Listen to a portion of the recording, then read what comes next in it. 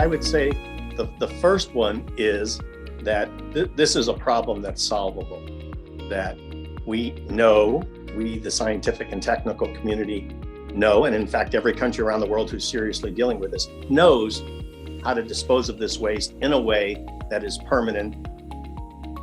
Did you know that there are 500,000 metric tons of nuclear waste temporarily stored at hundreds of sites worldwide? In the US alone, 1 in 3 people live within 50 miles of a storage site. No country has yet successfully disposed of commercial spent nuclear fuel, but it's not for lack of a solution. So what's the delay? The answers are complex and controversial. In this series, we explore the nuclear waste issue with people representing various pieces of this complicated puzzle. We hope this podcast will give you a clearer picture of nuclear waste, the whole story.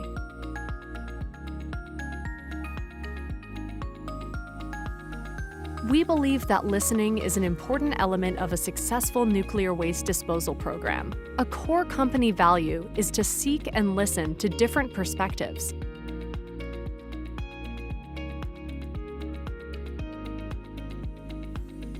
Opinions expressed by the interviewers and their subjects are not necessarily representative of the company. If there's a topic discussed in the podcast that is unfamiliar to you, or you'd like to more closely review what was said, please see the show notes at deepisolation.com/podcasts. Hello, I'm Carrie Hulak, Deep Isolation's Communication Manager. Today I'm talking to Tom Isaacs, an engineer and physicist with a great deal of experience in nuclear policy analysis. He is co-principal investigator for the Nuclear Threat Initiative. Tom works with NTI's Developing Spent Fuel Strategies project, coordinating international cooperation on issues at the back end of the fuel cycle, with emphasis on spent fuel management and disposal in Pacific Rim countries. He also advises national nuclear waste programs on facility siting, communications, stakeholder engagement, and public trust and confidence. He's worked with the Canadian Nuclear Waste Management Organization for 15 years, and in 2012 was lead advisor to President Obama's Blue Ribbon Commission on America's Nuclear Future. He's a longtime senior executive at the Department of Energy, where he led the siting process for establishing a deep geological repository at Nevada's Yucca Mountain. Thank you so much for joining us today, Tom. Thank you very much. I appreciate the opportunity. We like to start out by asking our interviewees, how did you choose a career in nuclear waste? What first got you interested in dedicating your career to such a complicated and controversial topic? That's a good question. I'm not sure I know the answer myself. I had started working on nuclear energy development in the Atomic Energy Commission in the old days, and then left the government, DOE, what became DOE for a while, and got a phone call from someone in the mid-'80s who said there's a new law passed and we're going to create a nuclear waste organization in the Department of Energy, and I'd really like you to come work with me. And that person's name was Ben Rushi, a wonderful human being, and he was the first director of what was called the Office of Civilian Radioactive Waste Management.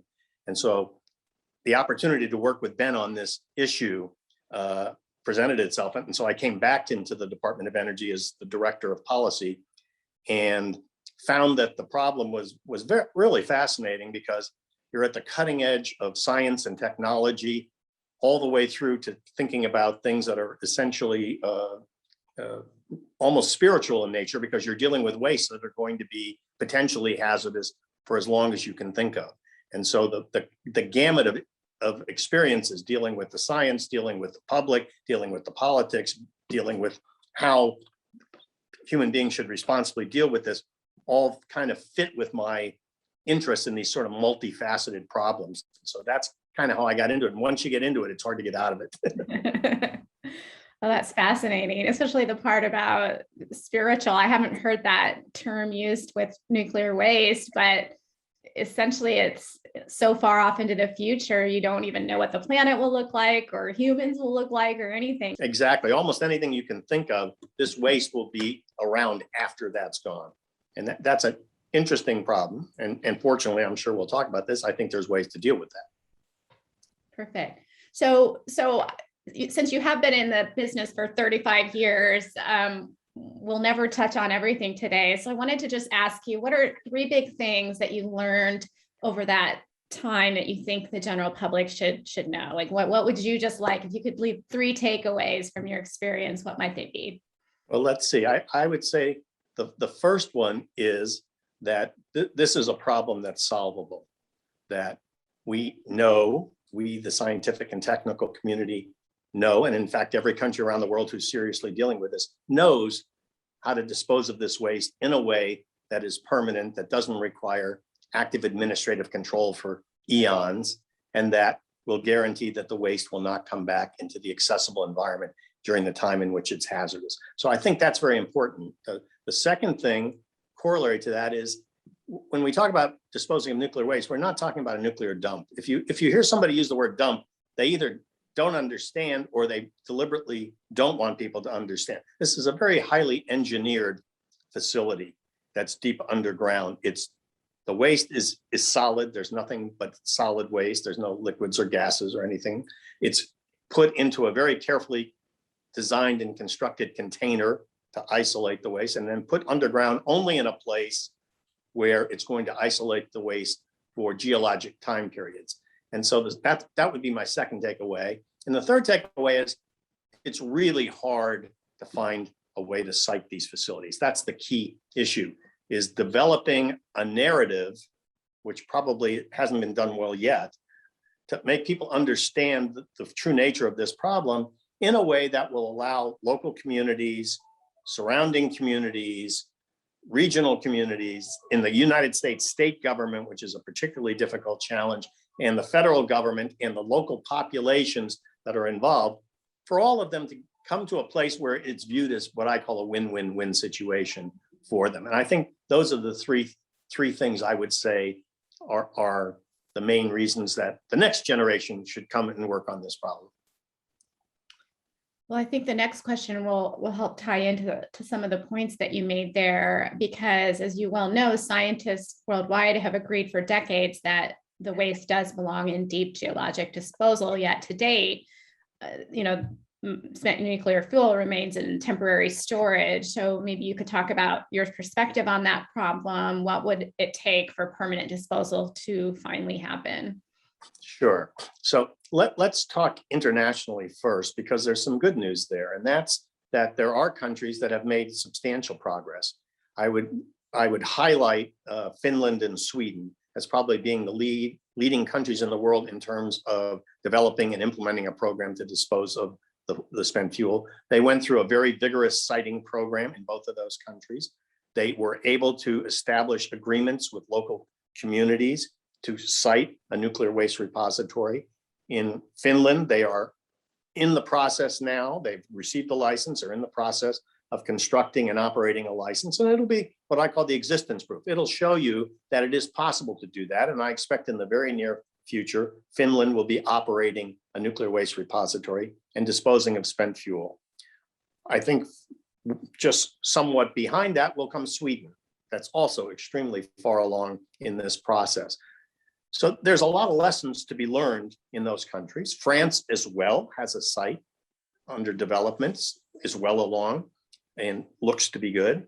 And the Canadians, as you mentioned, that I've been working with for quite some time and continue to work with, have developed an approach they call adaptive phase management, which has taken to heart many of the same recommendations that were in that Blue Ribbon Commission report that was done, that I was the lead advisor for under President Obama, that proposed a roadmap forward for how the US should go about disposing of spent nuclear fuel. So I think there's some very good lessons there. The US has a particular problem. Other countries have problems too. Almost all countries do, and almost all countries have to take long periods of time and have lots of changes before they're successful. But the US has states. And if the federal government could deal directly with local communities, it would be possible, I'm quite confident, to site a nuclear waste repository in this country. There are communities who would be interested and are interested and have shown interest in the past in these kinds of things. Even the elected county commission in Nye County, which is where Yucca Mountain was in favor of this program. at that point in time. So I think you can find that, but it's what's often called the donut effect. The people closest to the repository site are in favor of it. They see the jobs, they see the economic benefits, they see the world-class scientists and technical people coming to the site, they see the notoriety, they see lots of positive things for their community. Not all communities, but you only need one.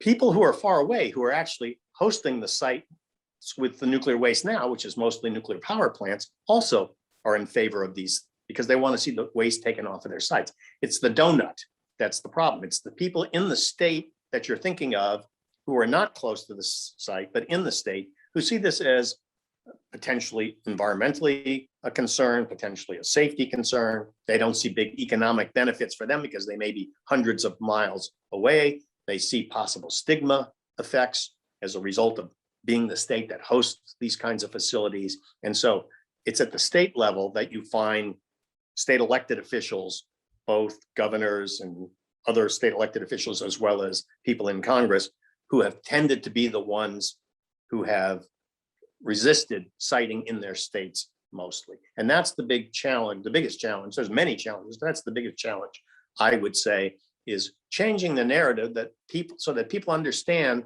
that for certain communities, this can be an enormous benefit to them and can help them realize the future that they would like. And we've seen that in places around the world, like in Urajoki, Finland, for example, like in New Mexico, where there's an operating repository for defense wastes, where the community has been very much in favor of it and benefited from it, and I think continues to be interested in seeing the mission of that repository expanded. So there's so many things to talk about here. There's kind of three main things that will tie off of what you just said. You just mentioned New Mexico, so let's touch on that. That's the waste isolation pilot plant in Carlsbad, where certain types of defense generated waste, clothing, tools, rags, residues are disposed of. So what can be learned from WIPP, since that is in the US, and we have Yucca Mountain, which is on hold at the moment. So what have we learned from WIPP, and how might this relate to siting a facility for spent nuclear fuel? So I think that's a great question. I think there's a lot to be learned from WIPP. So let me give the short, my short version of how WIPP came about. The town that hosts the WIPP site is called Carlsbad, New Mexico. It's fairly isolated in southern New Mexico, and it was largely a potash mining town. And as mining happens, it goes boom and bust. It went bust at a period of time. And the economic engine for the community of Carlsbad was in serious straits as a result of that. Some entrepreneurial people, elected representatives and other people in that region, learned that the federal government was trying to find a place to site for nuclear waste disposal, and went to the government and said, we'd like to learn more about this. We'd like to see if this is something that would work for us. We're a mining community, so we're used to putting holes in the ground. We understand that kind of thing. Would you consider us? That was the beginning of a very long and unexpected process. You know, the Canadians call their process adapted phase management, because you have to adapt, because the length of time it takes for a program like this to be implemented is decades. And things change over time. Science changes, technology changes, political views change, values change, economics change. And so you have to be willing to adapt. And so the process that went forward started with this process, and immediately there was resistance from people within the state of New Mexico. In particular, I would say from the cities far away from Carlsbad, like Albuquerque and particularly Santa Fe, the state capital. You would go to Santa Fe and you'd see signs there with WIPP, W-I-P-P-P, with a red circle and a line through it. They didn't want WIPP in their state. There was a long period of engagement, and to their credit, the federal government understood that they needed to engage in a way that would lead to ultimate acceptance. At the state level, there was concern by the governor and other state elected officials that spent nuclear fuel would come into the state of New Mexico. There had been a pilot facility where they had done research and so forth. And so at the state level, the federal government reached an understanding with the state government that in return for allowing WIP to go forward, no spent nuclear fuel would go into the state of New Mexico into that facility, only defense waste. The defense waste is radioactive. It's radioactive for very long periods of time, which is why you have to dispose of it deep underground in a repository, but it's not hot and it's not nearly as concentrated as the spent nuclear fuel. So what you wound up with, what I call the win-win-win. The local people got the facility. They got tremendous benefits from it in terms of jobs, in terms of economic support, in terms of the hopes and visions of the community being resuscitated. The state government got a promise that spent nuclear fuel would not come into that facility. And what else they got was a bypass around the city of Santa Fe. It was very interesting if you think about it. Who would have thought that this program would hinge along the federal government paying for a bypass road around the city of Santa Fe? A lot of the waste was coming from Idaho, would come through Santa Fe. And because there was no bypass, the waste would have come through the city. And the people were understandably saying, we don't want this waste coming through the middle of our city. So one of the agreements was that the state of New Mexico won, if you will, a bypass built around the city of Santa Fe. And of course, the federal government won because they were able to establish a repository, which has been operating for over a decade and disposes of this transuranic defense waste. So that's what I mean by a win-win-win. It's ironically, by the way, a lot of the development in Santa Fe over the last 10 plus years has been near that bypass around Santa Fe, even though it was built so that people could move themselves from the waste. People understand that, I think, that the transportation is very safe. It is very safe, has been very safe. And so they're willing to move near the bypass, even though it was built as a reason for sort of moving people away from it. That sounds like an incredible amount of negotiations that must have gone on, like about just, kind of working it out. So like you say, so everyone involved felt like their issues were addressed. I mean, that seems like a huge learning from that. It sounds incredibly adaptive, which you've mentioned that term a couple of times, adaptive phase management. So that sounds like there's a lot to be learned there. I think that's right. I gave you what I call the Reader's Digest version of what happened. What happened there took place over many. Sounds so easy. No. Yeah, right. Took place over many, many years with lots of disagreements, with lots of one step forward, two step back, Right. with changes of people in positions of influence. But in this case, and this is another lesson learned, it was a small number of people who were highly motivated and highly competent and well-intentioned who wound up making a big part of the difference. The people in Carlsbad are to be applauded for having had the initiative to do this. The scientists who worked on this program, many of them from Sandia National Laboratory in New Mexico, did world-class science, but also understood how to engage with local communities in a way that respected them and responded to them. The federal government, to its credit, funded this program properly, was willing to do flexible things that you wouldn't necessarily think at the beginning of a project would be important in order to make this happen. So I think there's lots of lessons to be learned.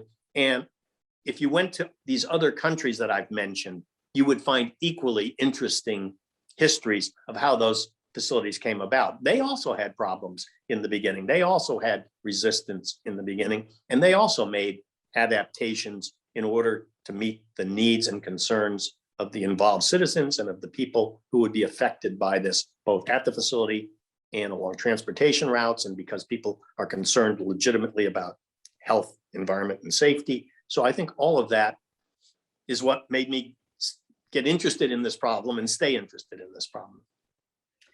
So I have to now ask about Yucca Mountain, because I guess if you could have the stark opposite of Carlsbad, I don't know if Yucca Mountain would be it in your opinion, but that plans that would house the US spent nuclear fuel is currently not moving forward. So what can we learn maybe by comparing the two cases? Maybe you cannot compare them. I'd love to hear from you about that. And what should the US government do to restart its spent fuel disposal program? Yeah. So first of all, as we speak today, I would say Yucca Mountain is stopped and there's no prospect for it restarting with the mission it had of disposing of spent nuclear fuel. The Blue Ribbon Commission looked at this in great detail, obviously, when it decided to come to make the recommendations it did. I would say the first issue with the Yucca Mountain program was that the law that was passed in 1982, almost 40 years ago, and signed into law in 1983, was extremely prescriptive. It, for example, grandfathered in 9 sites in 6 states that were to be the only candidate sites for being a geologic repository. And they were chosen strictly based on scientific potential, on the scientific potential to isolate the waste, not on the interest or the willingness of the communities near these sites to be a host, not based on the willingness of a state government to tolerate this in their state. They were picked because there had been a scientific survey and these looked promising. So the way the law was set up, it was to do a kind of a beauty contest to investigate these 9 sites and sequentially eliminate the sites until you ultimately had 3 of the best looking sites, and then you would characterize them, which meant years and years of scientific investigation, and then figure out which one looked best, and that's the one you would pick, whether or not the people nearby these sites wanted it or not. It was what some people used to call decide, announce, defend. You would decide it, something you'd tell people, and then you'd defend it against people's concerns. And that didn't work very well. In fact, the communities around all 9 of those sites were not pleased at being put on this list without having been asked of whether they're willing to accept it or not. So I think that was a real issue. Then you had the enormous problems of politics that were associated with this at the federal level. It was not so much the Democrats versus the Republicans or the House versus the Senate. It was more East versus West in a way. Most of the nuclear waste, 80% of it in this country, the spent nuclear fuels, east of the Mississippi River. Most people expected this repository to be west of the Mississippi River because that's where a lot of the remote land was. And so that set up a problem. That problem was solved in the nuclear waste law by saying, all right, we'll build not 1, but 2 repositories. And you should build the second one. The code language was basically put it in the east if you're going to build the second one, first one in the west. So now you had this issue of building a second repository and looking for sites in relatively highly densely populated areas, which was also extremely difficult. So now we tried to follow the law. We created 9 environmental assessments. Each one of those assessments was over 1,000 pages long, really detailed assessments of these sites. And like the law said, and the law had dates in it, and the dates were extremely ambitious, really. So it didn't allow for a lot of discussion, for negotiation. It was, you got to do this and you got to do it. And Congress did that on purpose so that the program would have momentum going forward. They didn't want these problems to stop. And in fact, they gave the governors what was called a right of a notice of disapproval, essentially a veto in the law, because they knew wherever they went, the governor was going to probably say no. But then Congress had the right to override that veto with a majority vote in both houses within 60 days. So it was all set up for controversy, not for negotiation and collaboration. And what happened was the politics got so heated that in the depths of the winter in Washington in 1987, Congress made a decision to truncate that law and said, we're not going to look at 3 sites.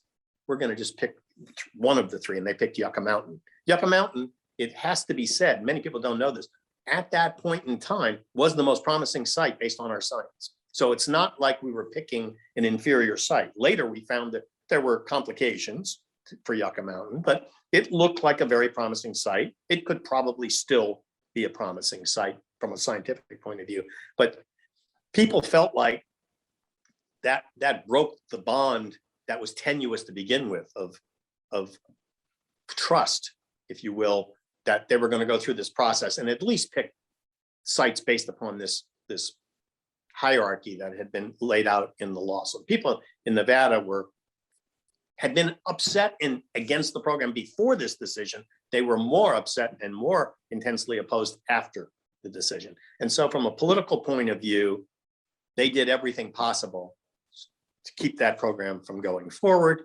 And politics played a role in that program. And there was a senator from Nevada, Harry Reid, who was very influential at that point in time in Nevada. And he essentially worked with the administration to stop that program. And you can argue whether it was a right decision or wrong decision, but it was the decision. And that program was stopped and has been essentially endorsed to be continued to be stopped ever since. And I don't see any prospect anytime soon for that changing. Even though, as I mentioned, the people around there aren't a lot of people. I kid that Yucca Mountain is not the end of the earth, but you can see it from there. I mean, it's really remote. But there are people in towns, not too far away, and those people are not as exercised about this because they could see potential benefits. But the people in, for example, Las Vegas or Carson City, adamantly against it, and for understandable reasons.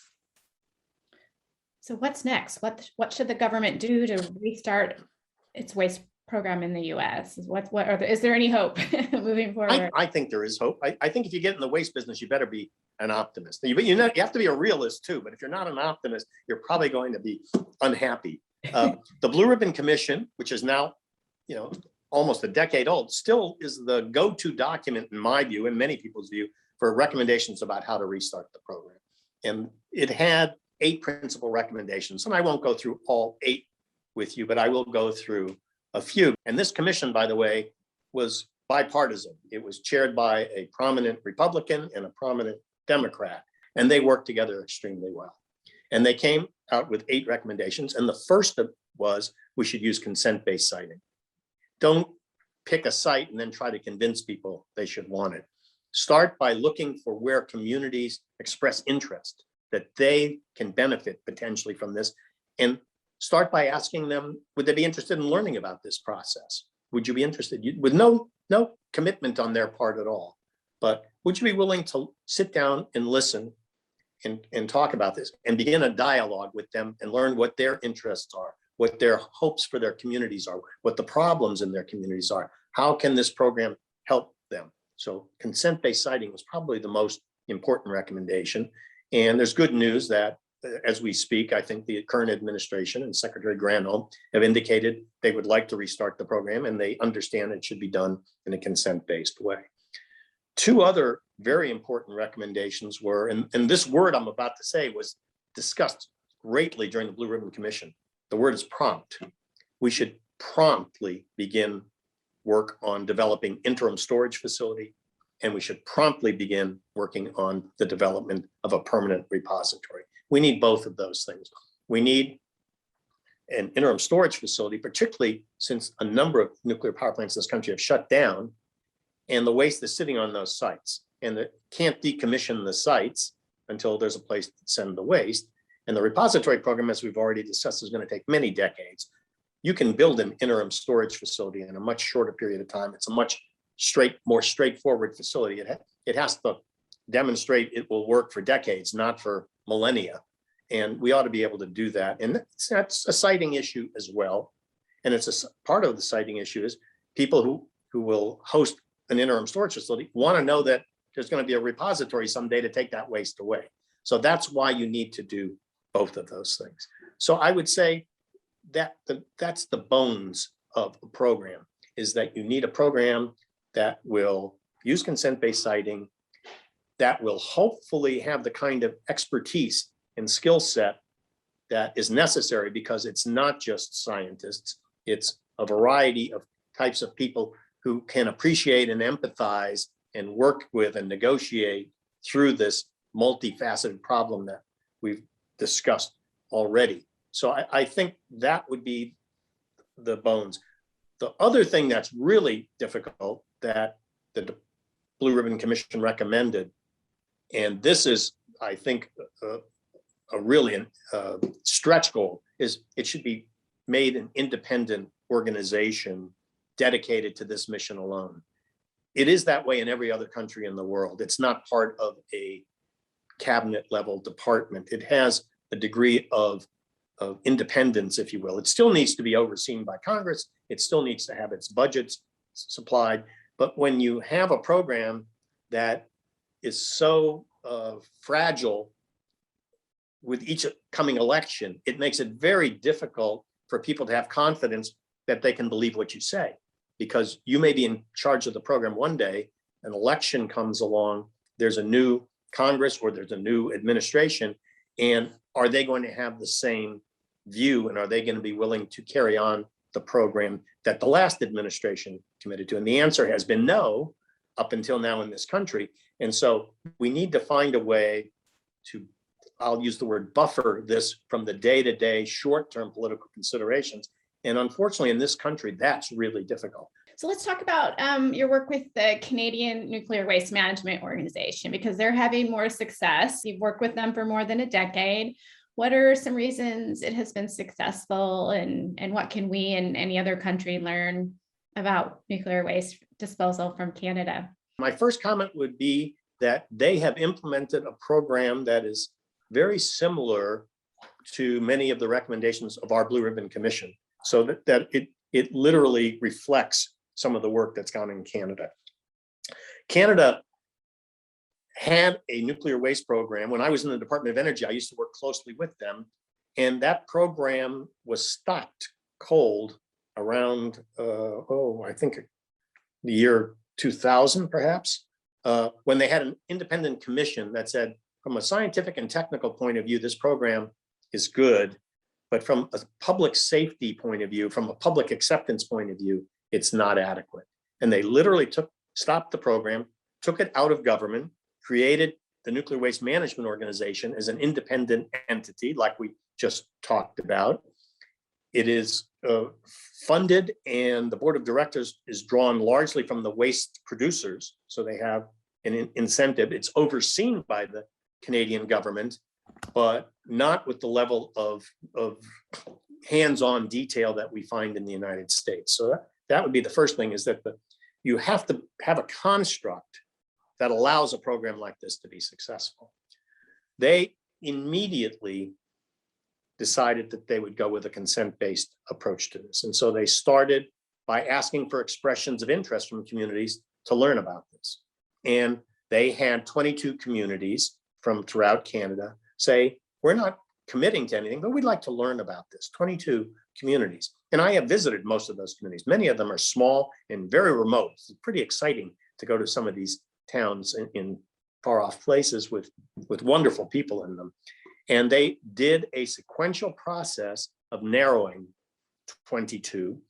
And they did it by looking both at the scientific promise of the sites near these communities to isolate the waste, and by looking at the soft science part of this, the willingness, the degree to which this program can help these communities help themselves, can provide these communities with the kind of resources. Many of them, by the way, were ex-mining communities or forestry communities, which experience, again, this boom and bust cycle. And in a lot of cases, some of these communities felt like their future didn't look very good, and the young people were moving away, and they wanted to revitalize those towns.